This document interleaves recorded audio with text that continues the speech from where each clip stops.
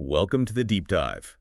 Today we're immersing ourselves in the extraordinary legacy of, well, a figure whose image for 6 decades really defined and yet somehow simultaneously defied American cinema, Charles Robert Redford Jr. Robert Redford. Yeah, he was, without question, sort of the archetype of Hollywood's golden boy. Totally. He just had that magnetic screen presence, and those quintessential all-American good looks.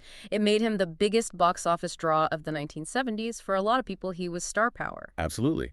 But if you look at his entire arc, the paradox is just striking. Redford took that massive commercial success, that undeniable glamour, and he didn't use it to, build a bigger mansion. Yeah. He used it to challenge and, in many ways, dismantle the very system that created him. He really did. He refused to be boxed in by that handsome stereotype. Exactly.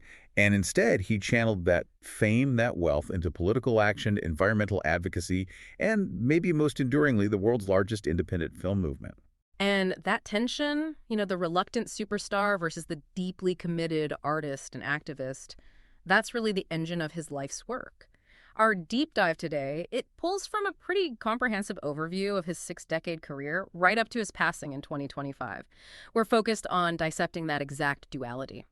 Yeah, our mission statement is clear. We want to unpack that intricate relationship between commerce and creativity. Yeah. How did the fame from playing, charming outlaws and romantic leads become the exact financial and political leverage he needed to create the Sundance Institute? Which, let's face it, nurtures stories Hollywood would probably never touch. Okay, let's unpack this. Right. And we'll be analyzing not just the sheer volume of his success, but the strategy behind it. We need to understand why his consistent dedication to environmentalism, to social justice, and really critically, to non-mainstream independent voices makes his legacy so uniquely valuable. He consciously converted that celebrity influence into verifiable cultural and political weight. It's almost like a masterclass in how an artist can maintain integrity while still operating inside a commercial structure. Okay, so to really get a handle on the godfather of independent cinema, we have to start at the beginning. The unexpected beginnings of Charles Robert Redford Jr., born 1936, Santa Monica, California. Yeah, his background was anything but glamorous. His father was an accountant, and his early life, even though it was in California, was really shaped by a very different environment than the studio system. Right. Redford consistently credited his deep-seated environmentalism, his love of nature, to his maternal side, specifically spending time down in Texas visiting his maternal grandfather. That's such a key detail, isn't it? The man who becomes almost synonymous with Hollywood power, but he's rooting his identity in the rugged authenticity of the American West and environmentalism right from childhood. That sense of connection to the land seems like it informed almost every serious decision he made later on. I think so. And yet, his early academic career suggested a path heading towards, well, if not outright failure, certainly some trouble. He described himself as having been a bad student at Van Nuys High School. More focused on art and sports. He was actually talented enough in baseball to be a classmate of future pitching legend Don Drysdale. No kidding. Yeah, and skilled enough in tennis to spend time hitting balls with the great Pancho Gonzalez. So, he had physical talent, artistic inclination, but seemed to struggle intensely with structure. And that struggle kind of culminated in that crucial turning point, didn't it? The moment that seems to have broken his life open in a way that maybe traditional success never would have. He went to the University of Colorado Boulder on a half scholarship. What happened there was, well, defining. Oh, absolutely. It was a pretty classic tale, unfortunately. A young, talented guy spiraling under pressure, maybe lack of direction. He started drinking heavily. Right. And after only a year and a half, he lost his scholarship and was formally expelled from the university. This wasn't just a minor setback. It was a public, personal failure. It must have forced a massive reevaluation for him. You'd think most people would view that as, the end of the road, opportunity-wise. Yeah. But for Redford, it became this complete pivot.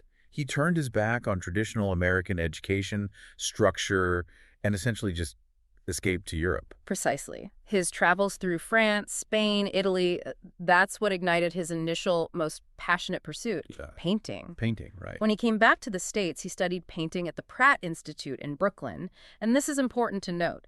His first serious artistic focus was on painting a medium that's fundamentally non-commercial, pretty solitary, requires deep personal investment. It's just so far removed from the collaborative, market-driven world of cinema he'd later dominate. So acting was actually his second serious attempt at an artistic career, not the first. He only started taking classes at the American Academy of Dramatic Arts in Manhattan later. graduating in '59. Yeah, and if we look at the bigger picture, that early path, failure, self-exile, intense focus on painting, then shifting to the stage, it kind of established the DNA for his future work, didn't it? How so? Well, he experienced being an outsider, a struggling, non-commercial artist in New York. That must have given him this essential empathy, this understanding of the independent creator, the exact figure he'd dedicate his life and fortune to supporting through Sundance decades later. Huh.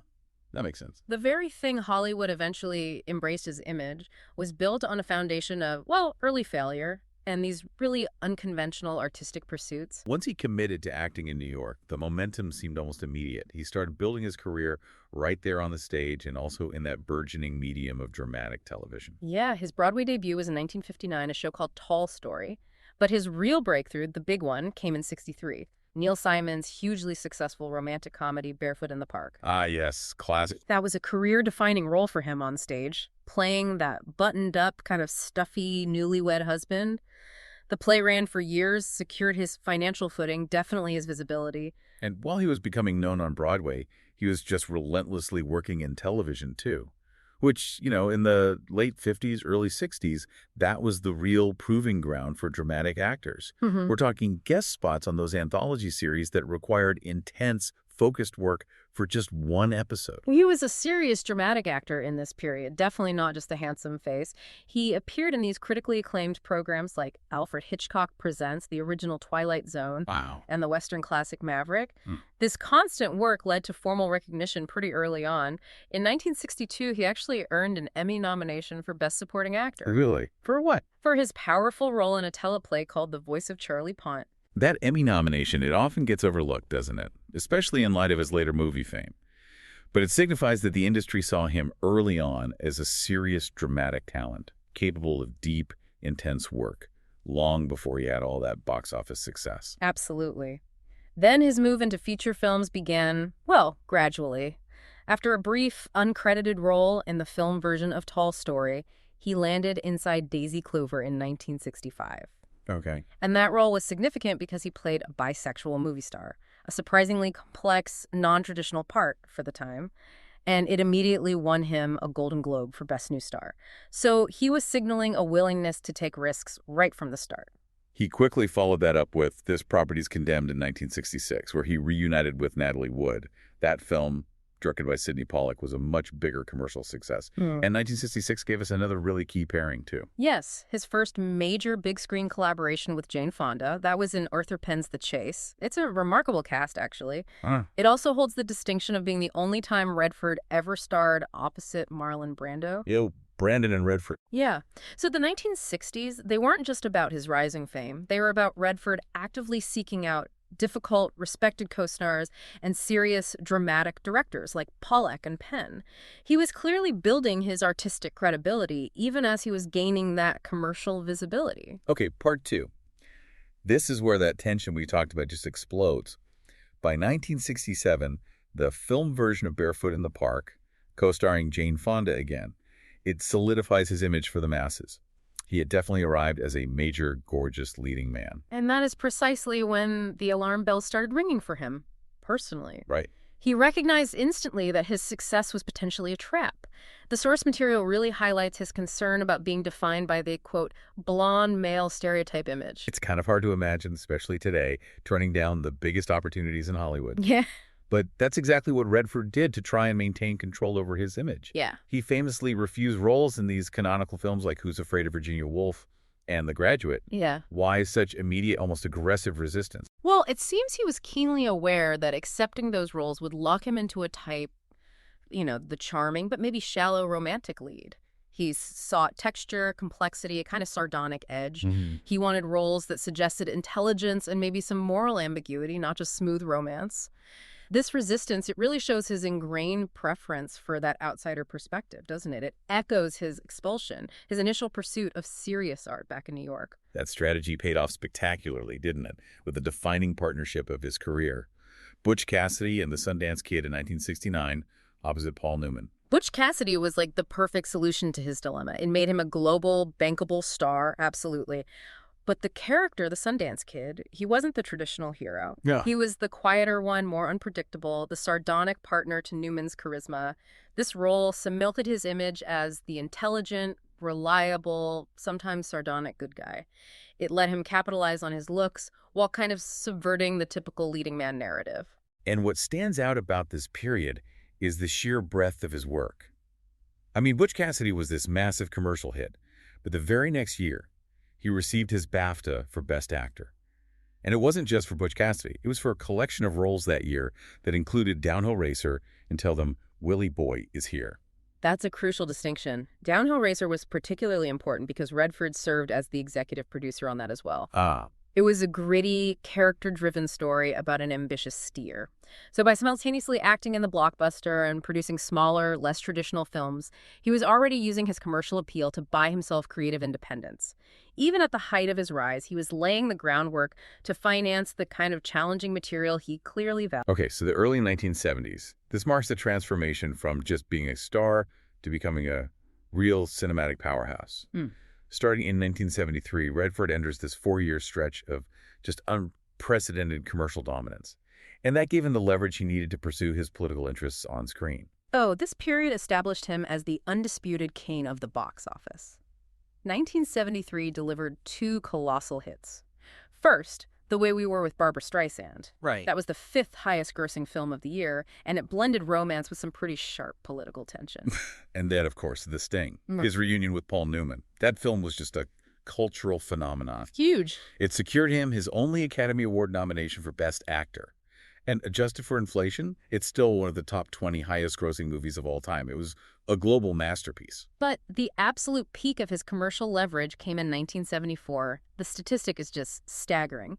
Redford became the first performer since Bing Crosby way back in 1946 to have 3 films in a single year's top 10 grossing titles. 3 in the top 10. Yeah, The Sting, The Great Gatsby, and a profitable re-release of Butch Cassidy.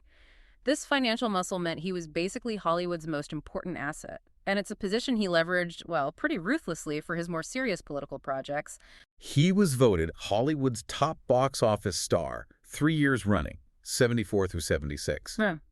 That level of power, it wasn't just about bigger salaries, was it? It was about creative control. Exactly. When you are the most bankable name in the world, you can demand producer credit, you can push for final cut, you can choose subject matter that was previously seen as too sensitive or too risky for commercial success. Right.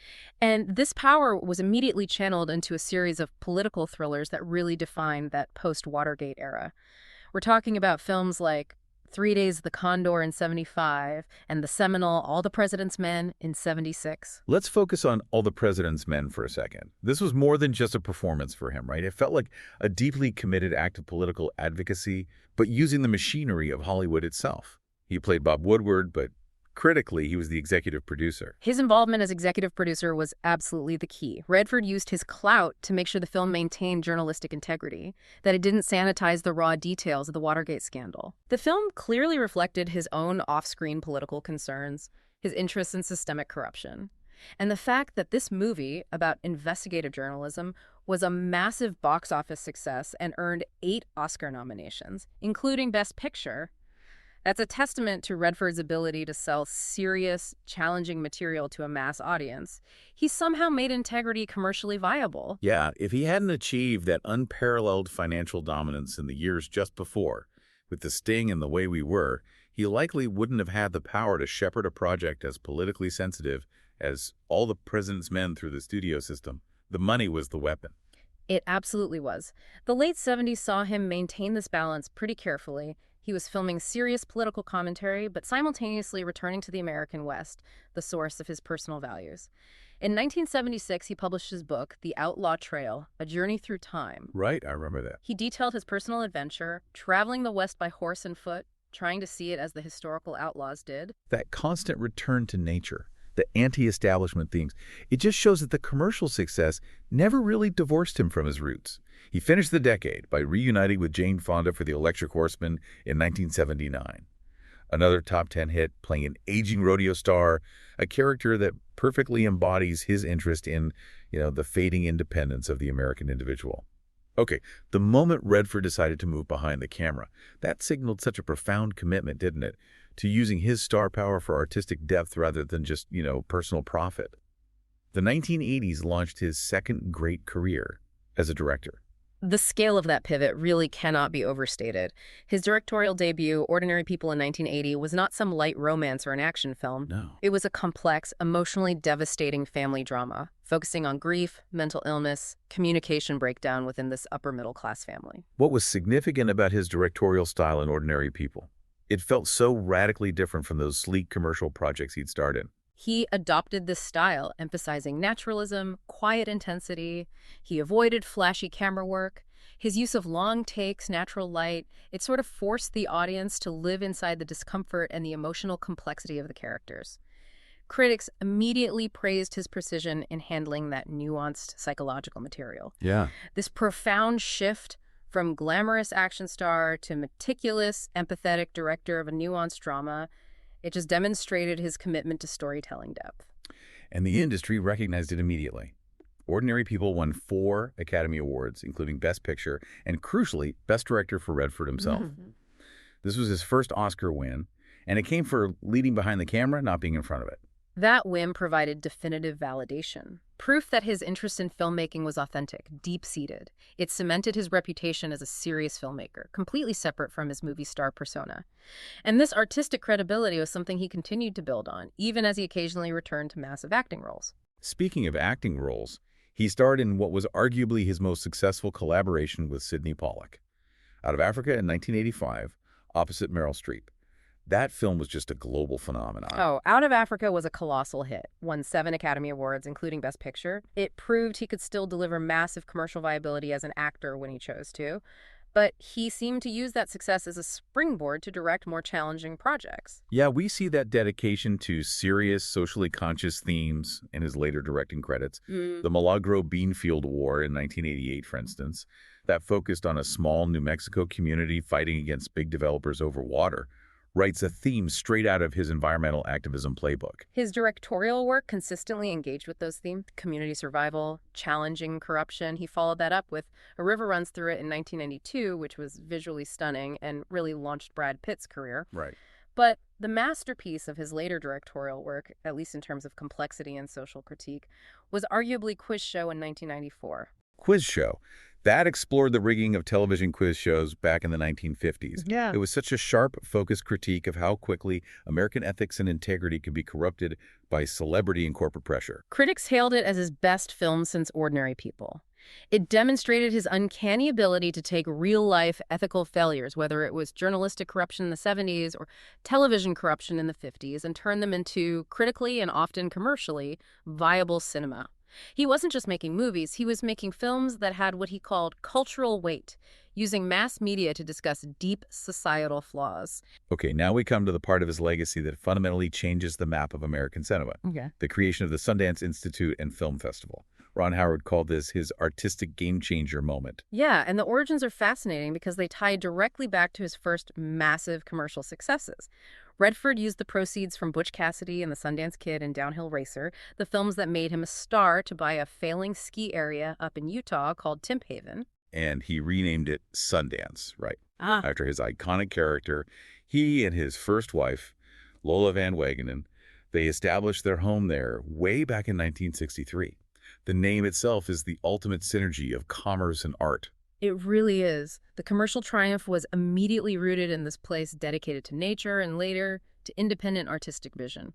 So the Sundance Institute was formally co-founded in 1978. It was conceived as this nonprofit incubator, a place where filmmakers, artists could come together outside the pressures of Hollywood just to develop their voices. The Film Festival, which grew out of an earlier Utah U.S. festival, followed later and kind of became the public face of the whole movement. What's crucial for you, our listener, to grasp is that this wasn't just some celebrity vanity project. Redford fundamentally altered the structure of American filmmaking, distribution, development, everything. How did the Institute operate to create such profound change? Well, the Institute's real impact comes through its labs, specifically the screenwriting labs and the directing labs. These aren't just typical festivals or networking events. They are intensive workshops. Independent, often first-time filmmakers are paired with established industry mentors. They get development funds, they get time, and critically, they get psychological support to finish projects that Hollywood would typically deem too small, too weird, or maybe too politically volatile. So it's not just about showcasing finished films, it's about actually developing the talent from the ground up, providing that foundational support for truly independent voices.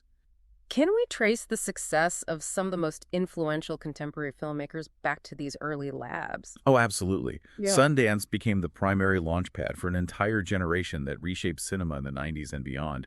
Think of the tangible impact. Steven Soderbergh's breakthrough Sex, Lies, and Videotape. Huge. Quentin Tarantino working on Reservoir Dogs there, or Jim Jarmusch in his early distinctive work. These are filmmakers who, might never have found a platform or the crucial early mentorship they needed without the Institute. Redford essentially became the godfather of independent cinema. He created the essential pipeline for non-Hollywood, non-mainstream voices to gain critical attention, get distribution deals, and eventually reach the mass audience. It's honestly hard to imagine the landscape of American independent film today without him. And this commitment was maintained through these commercial mechanisms designed specifically to feed the nonprofit engine.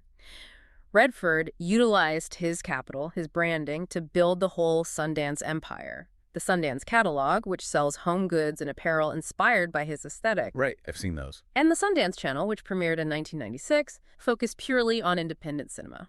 That's the key duality right there in action. The profitable ventures, like the catalog and the channel, they were the reliable revenue streams that financially sustained the nonprofit institute and the festival. Yeah. He literally monetized his image and his aesthetic tastes to continuously subsidize independent art that challenged the commercial status quo. As the New York Times noted, his work ensured that films depicting serious topics, corruption, grief, the kind of films Redford liked to make and support, could find cultural weight and resonate with the masses, even without a major studio backing them. This commitment, it really secured his legacy as a structural change agent, not just a successful actor or director. Redford's activity had never really slowed down, did it? Even as he was expanding his whole Sundance empire, he continued to pursue politically charged roles and directorial projects well into the new millennium. Yeah, he maintained his interest in those themes of espionage and corruption. He starred in films like Sneakers in 1992, which was actually a surprisingly effective and fun thriller about cybersecurity and surveillance. I like Sneakers. Me too. His producing work also reflected a return to his roots. He served as a producer on the documentary All the President's Men Revisited back in 2012. And as a director, he remained committed to nurturing talent. The Horse Whisperer in 1998, which he directed and starred in, that really brought a young Scarlett Johansson into greater prominence, didn't it? It did. And Johansson later reflected that Redford taught her what acting could be: quiet, internal, driven by substance, which echoes his own directorial focus on nuance and restraint. It feels like a deliberate choice in opposition to the explosive, often superficial action films that dominated Hollywood. And then we have the great irony, maybe, of his later career. His foray into the biggest commercial franchise on the planet. Right, the Marvel Cinematic Universe. In 2014, Redford surprised absolutely everyone by playing the high-level antagonist Alexander Pierce in Captain America, the Winter Soldier, the ultimate champion of independent art working within the biggest mainstream cinematic machine imaginable. It almost seems like a betrayal of his values on the surface. But given the context of his career, maybe it feels more like a pragmatic move, like a final cash-in to secure the future of his independent institutions. That's certainly the most logical way to view it, I think. His brief reprisal of the role in Avengers. Endgame in 2019 was his final official on-screen role. But tucked between those massive blockbusters, he delivered one of the most critically demanding performances of his entire career. All Is Lost in 2013. Oh, All Is Lost was such a profound artistic statement. He was the only cast member playing a man lost at sea with almost zero dialogue. It was a performance just stripped bare of everything except pure physical and psychological commitment. It was a masterclass in minimalist acting, relied entirely on his presence, his nonverbal communication. He earned a Golden Globe nomination for it, and his first New York Film Critics Circle Award for Best Actor. RogerEbert.com praised it as the performance of the latter half of his career. It just showed that even late in life, he was prioritizing difficult, substantive, artistic challenges over easy commercial fare. And he had one final, perfectly thematic moment just before his retirement announcement. In 2018, he played the bank robber Forrest Tucker in The Old Man and the Gun. That was the ultimate artistic circle of life, wasn't it? He started his stardom as the charming outlaw in Butch Cassidy, and nearly 70 years later played a lifelong bank robber as this final thematic cap to his acting career. He was definitely playing with his own legend. Yeah. And although he later regretted announcing his retirement after that film, the theme of the charming, independent outsider remained consistent right until the very... Redford's career was defined not just by the stories he told on screen, but by the causes he championed off-screen. Yeah. He was a tireless and genuinely powerful advocate for decades. He was a staunch supporter of multiple, often intertwined causes: environmentalism, Native American rights. He executive produced and narrated the documentary Incident at Oglala about Leonard Peltier and also LGBTQ equality. He used his platform consistently to support advocacy groups and push for meaningful systemic change. His environmental commitment, which seemed to stem right from his childhood in Texas and his decision to anchor his life in Utah, that was perhaps his most passionate advocacy. He served as a trustee of the Natural Resources Defense Council for a long time. And his actions went way beyond just public relations. He used his standing to influence major institutional decisions. A prime example happened in 2014 when Pitzer College, where he served as a trustee, announced its divestment from fossil fuel stocks. That was a big deal. It was huge. Pitzer was, at the time, the largest endowment institution in the U.S. to make that specific commitment. So that's not just, endorsing a cause. That's actively using institutional influence to push a major financial victory for environmentalists. He also established the Robert Redford Conservancy for Southern California Sustainability at Pitzer College back in 2012, showing this long-term commitment to educating the next generation of environmental leaders. Yeah, and it's also important to recognize the nuance in his political stance. While he was firmly progressive on social and environmental issues, he did seem to avoid becoming a strictly partisan figure. He endorsed Barack Obama in 2012, yes, but he also maintained friendships and occasionally supported Republican allies in Utah, like Gary Herbert for lieutenant governor. He also generated that moment of confusion, didn't he, when he appeared to offer some initial, maybe non-endorsing praise for Donald Trump back in 2015, saying he was glad Trump was shaking things up. That comment was pretty quickly clarified as non-political, focusing purely on Trump's disruptive energy at the time. However, his subsequent political statements made his stance absolutely unequivocal. He later penned these sharp op-eds referring to the Trump administration as a monarchy in disguise, criticizing their handling of the pandemic, the withdrawal from the Paris Agreement. And then in 2020, he made his definitive endorsement for Joe Biden, stating very clearly that President Trump lacked a moral compass. So this shift demonstrates that while he might have sought to maintain bridges, his core progressive values ultimately dictated his public political use of his platform. And the leverage he achieved through his star power allowed him to effectively mobilize public opinion against powerful corporations. I mean, the perfect illustration is his long-standing fight against the TransCanada Corporation's Keystone Pipeline. Absolutely. In 2013, the CEO of TransCanada, Russ Girling, publicly identified Redford as a leader of the anti-pipeline protest movement. That kind of public recognition from an industry leader, it just confirms the immense political weight he's passing. Given the sheer breadth of his commitment as an artist, a director, an entrepreneur, and activist, the list of honors Redford amassed is truly staggering. It encompasses both cinematic achievement and real civic commitment. Yeah, the capstone of his civic honors had to be the Presidential Medal of Freedom, awarded in 2016 by President Barack Obama. And Obama specifically recognized him as one of the foremost conservationists of our generation. He was also honored by the Kennedy Center back in 2005. And cinematically, the awards are just immense. Yeah. The Academy Honorary Award in 2002, 5 Golden Globe Awards, including the Cecil B. DeMille Award in 1994, the Golden Lion for Lifetime Achievement at the Venice Film Festival in 2017. France also recognized his contributions to global cinema with the Honorary Caesar in 2019. Just a huge list. Redford died on September 16, 2025, at the age of 89. And it is, I suppose, thematically fitting that he died in his sleep at his home in Sundance, Utah, the place that really represented the culmination of his artistic and environmental vision. He was later laid to rest on his own property after a private funeral, maintaining that desire for privacy and connection to the land, even in death. The tributes that followed really highlighted the depth of his impact, touching on pretty much every facet of his career. Yeah, his lifelong co-star, Jane Fonda, offered a really powerful summary. She stated, "He meant a lot to me and was a beautiful person in every way. He stood for an America that we have to keep fighting for." Wow. And Meryl Streep succinctly noted, "One of the lions has passed. Rest in peace, my lovely friend." Even across the political aisle, figures like Donald Trump, Barack Obama, Hillary Clinton all commented on his passing, which just confirms his status as a truly influential cultural giant whose impact transcended mere acting. But the filmmakers, particularly those associated with Sundance, they were the most explicit about his profound structural impact. Ron Howard called him an artistic game changer, precisely because he gave independent voices a platform that was previously, frankly, non-existent.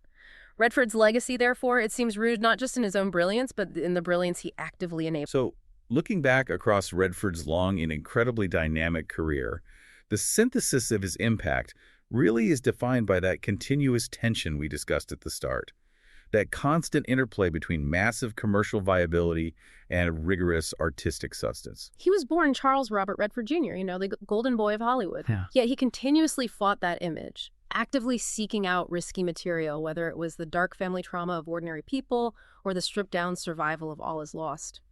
He wanted his films to carry cultural weight, as he put it, using his fame to make serious topics like corruption, grief, investigative journalism resonate with the masses. We have to keep revisiting that idea of the reluctant sex symbol. He understood that glamour could be a cage.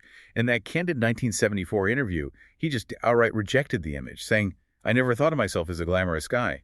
Suddenly there's this image. Glamour image can be a real handicap. It is crap. And that profound dissatisfaction, that feeling about the superficiality of fame, that seems to be what provided the fuel for his entire second life. It drove him to acquire creative control on those political thrillers, to successfully direct nuanced psychological drama, and maybe most importantly, to commit his considerable financial resources to creating the whole Sundance ecosystem. The tension he felt internally led to structural change externally. Ron Howard's assessment still feels the most accurate. Redford was a tremendously influential cultural figure and an artistic game changer. The Hollywood superstar used his box office earnings, his celebrity capital, to build an institution specifically designed to fund, nurture, and support the very artists and stories the Hollywood system normally rejects or marginalizes. He literally turned commercial success into a massive philanthropic effort for independent cinema. It's an incredible template, really. Redford's career successfully pivoted between being one of the world's most desired stars and becoming the most powerful champion for the struggling, non-commercial independent artist. He showed that you don't necessarily have to choose between massive professional success and artistic integrity. You can actually use the former to safeguard the latter. So, this leaves us with a final provocation for you to consider. Redford's life demonstrates that the cost of artistic freedom is often financial independence.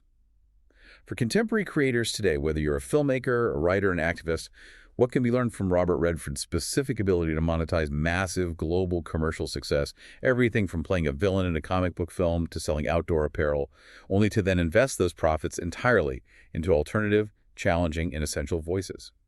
His legacy suggests that perhaps the most effective tool a creator can wield is not just their talent, but the independent, self-sustaining engine they choose to build with their success.